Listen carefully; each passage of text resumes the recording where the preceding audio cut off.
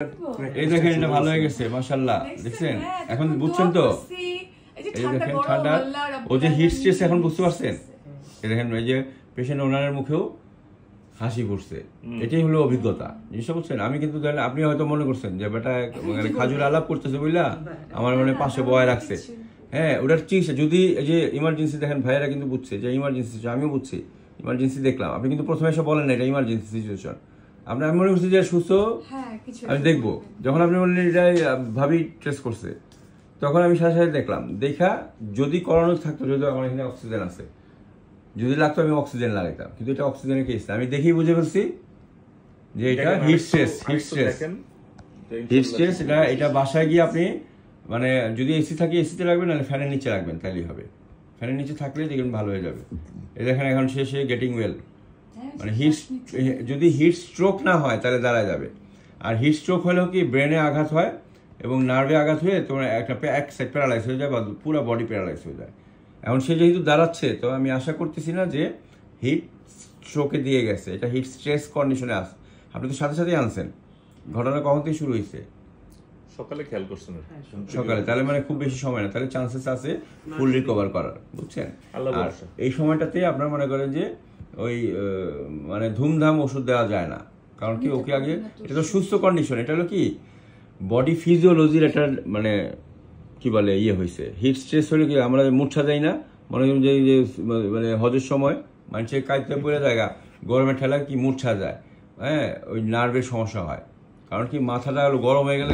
মাথায় হলো ব্রেনের থেকে স্পাইনাল কর্ড মেরুদণ্ড দিয়ে সারা গায়ে ইয়ে হয় যখন এটা হিটের কারণে মাথাটা আগে প্রথমে অ্যাটাক হয় বুঝছেন পরে মানে ওরে হিট হয়েছে এখন দেখেন এই ঠান্ডা হওয়ার পর মিলছে আমি এগুলো দেখা আমি আপনাকে রেকর্ড করতেছি বুঝছেন কেন করতেছি জানেন এই ভিডিওটা আমার ইউটিউবে থাকবে এরকম কেউ যখন আগে আসবে অনেকে মানতে চায় না দেখলো আনলো কিন্তু আপনি তো তাড়াতাড়ি আনছে অনেকে দেরিতে আনে মারা যাওয়ার পর প্রথমত কি আপনি ঠিক মতো দেখেন নাই এই যে খাজুর আলাপ করতেছিলেন এটাকে আমরা বয় রাখছেন আপনি ঠিক মতো দেখেন নাই মানে আন্দাজি এখন আপনার ডাক্তার যদি এক্সপেরিয়েন্স হয় তখন কিন্তু সে আমার যেটা করণীয় আমি সেটাই করছি দেখেন আপনার বসায় রাখছি না মিলে গেছে আমিও পাইছি যে খাজুর আলাপটা চালা যেতাম মানে এখন এই ইমার্জেন্সি করতে কিন্তু আমি দেখছি যে এটা কন্ডিশনে যে রেস্ট নেওয়া এখানে আর কোনো ইস্যু নাই এখন আপনাকে কথা বলছে আপনি ইয়াংস্টার জোয়ান বুঝছেন আমাদের থেকে আপনার চোখ টোক সব বিবেক সব কিছু স্ট্রং আপনারা কিন্তু দেশটাকে আগায় নিয়ে যাবেন এই জিনিসটা মনে রাখবেন যে একজন অভিজ্ঞ ডাক্তার আপনাকে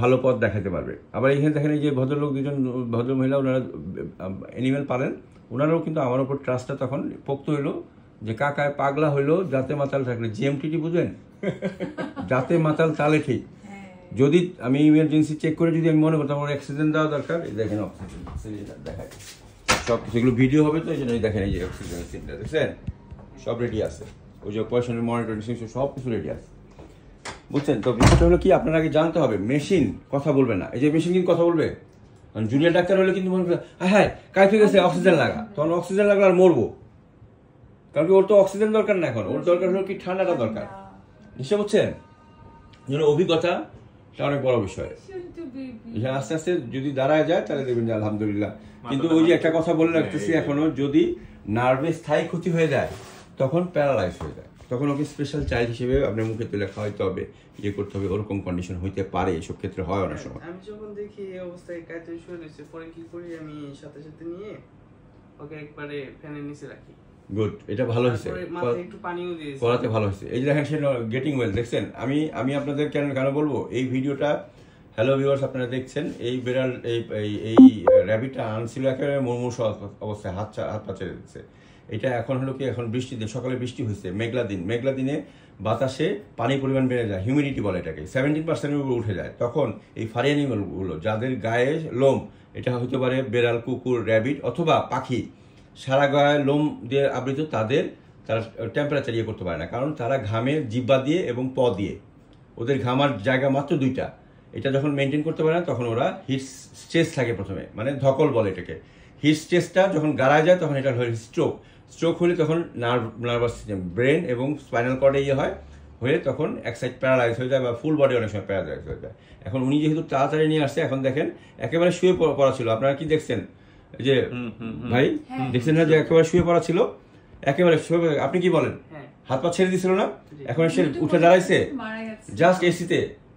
আমি যখন দেখলাম নোড়া দিয়ে মানে একটা করলো, ভাবছিলাম মারা গেছে। হ্যাঁ, তো এখন দেখেন সেই ঠান্ডার কারণে এটা এখন বুঝতে পারছেন আপনি। এখন থেকে আপনার ওকে কি ফ্যান ছাড়া থাকবে না, মানে বুঝছেন, এই যত অক্টোবর পর্যন্ত মনসুন সিজনটা থাকবে, অক্টোবর পর্যন্ত একটা ফ্যান হলো, ফ্যান সবসময় ছাড়া থাকবে, নাহলে আবার এরকম হতে পারে, যেহেতু ওর টেন্ডেন্সি আছে। আপনি বলতে পারেন সব রেভিটি তো এরকম হয় না, সবার সহ্য শক্তি একরকম না। মানুষের ক্ষেত্রে স্ট্রোক কাদের হয়, সবার কিন্তু হয় না। যারা একটু গরমে, এই যে হজে যে এতগুলো মানুষ মারা গেল 50 ডিগ্রি সেন্টিগ্রেড তাপমাত্রা, যারা সহ্য করার মতো না তারাই মারা গেছে, আর যারা সহ্য করতে পারছে তাদের সমস্যা হয়নি। বিষয়টা এরকম।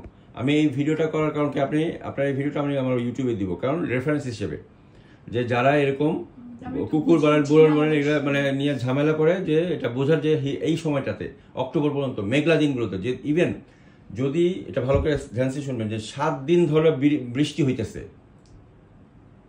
তখনও হিট স্ট্রোকে থাকে, তখনও ফ্যান ছাড়া থাকবে। ঠিক আছে, একবার ডাইরেক্ট ফ্যানের নিচে না রাখলেও ফ্যান ছাড়া থাকবে, আপনি পাশে রাখেন। কিন্তু ফ্যান অনেকে বলে কি, হ্যাঁ 7 দিন ধরে বৃষ্টি হইতেছে, ঠিক আছে এই ফ্যানটা বন্ধ করে দিই, এই তখন এই যে হিস্ট্রি করে ফ্যান থাকে, তাহলে কি ঠান্ডার কোনো প্রবলেম হতে পারে? আপনি ডাইরেক্ট তো রাখার দরকার নাই, ফ্যান ছাড়া থাকবে কিন্তু পাশে রাখবেন।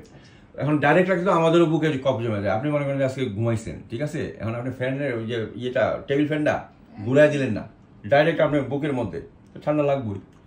আপনি যদি ওইটা ঘুরাই দেন তাহলে তো আপনাকে ঠান্ডা লাগতেছে, কিন্তু access of everything is bad. আপনার বাতাসটা যখন আপনি এক্সেস দিবেন একদম গায়ের মধ্যে, সেটা তো আমি বলছি না, মানে বাতাস মানে ফ্যান ছাড়া থাকবে, ও কোনায় বসে দাঁড়ালো যেন ফ্যানের বাতাসটা পায়, বুঝছেন, এই হলো বিষয়টা। এটা একটু বোঝার বিষয়, বুঝছেন। এটা আপনার না বুঝলে, আমি কেন ভিডিওটা করলাম, আপনি যে জিনিসটা ডিটেল করলে, কেউ যদি এই হিট স্ট্রেস কন্ডিশন থাকে, পুরো ভিডিওটা দেখলে তখন বুঝতে পারবে। এবং এটা লাইভ ইফেক্ট, আপনি কি দেখলেন কিনা, যে হাত পা ছাড়া তো মরেই গেছিল, আমি তো মানে ভাবিও বলতেছিল যে মারা গেছে কিনা, আপনিও বলতেছেন মারা গেছে কিনা। কিন্তু দেখেন আমি কি করছি, আমি কিন্তু দেখছি যে এটার কন্ডিশন কি, আমি সাথে সাথে কিন্তু অ্যাটেনশন দিছি। যদি অক্সিজেন লাগতো অক্সিজেন লাগে, কিন্তু অক্সিজেন কেস না, এটা কিসের কেস, হিট স্ট্রেসের কেস। বলছি ঠান্ডা রাখেন, ঠিক হয়ে যাবে। হয়েছে কিনা এইটাই জাস্ট। সুতরাং এটাই মানে হলো যে এই সময়টাতে ফারি অ্যানিমেল, পোষা প্রাণী, ফারি অ্যানিমেল যেগুলো এবং ফিদারওয়ালা অ্যানিমেলগুলো অক্টোবর পর্যন্ত ফ্যান ছাড়া থাকবে না। ভিউয়ার্স, আপনারা যারা শুনছেন কথাটা, এটা মেনটেন করবেন, তাহলে হিট স্ট্রোকে আপনাদের বাসায় কুকুর, বেড়াল, পাখি, র্যাবিট কোনো কিছুই মারা যাবে না। শীতের সময়, শীত আবার যখন নভেম্বর শুরু হবে, তখন আবার আপনার রুম হিটার ব্যবহার করতে হবে, তখন আবার ফ্যান থাকতে পারবেন না, তখন রুম হিটার ব্যবহার করতে হতে পারে। কারণ বাংলাদেশে এরকম অনেক ঠান্ডা পড়ে। যেমন ধরেন একটা উদাহরণ দিই, আমি একটা দেখি, ইউটিউবে একটা চ্যানেল দেখি, অ্যাডভেঞ্চার 21। ওখানে ফারুক ভাই হলো একজন পাইলট, রিটায়ার্ড পাইলট, এখনো সে সারা ঘুরে বেড়ায় আর ব্লগ করে। উনি কয় যে আমি নিউ জার্সিতে বরফ পড়ে, এখানে আমার ঠান্ডা লাগে না, গলা ব্যথা হয় না, বাংলাদেশে তার গেলে গলা ব্যথা হয়।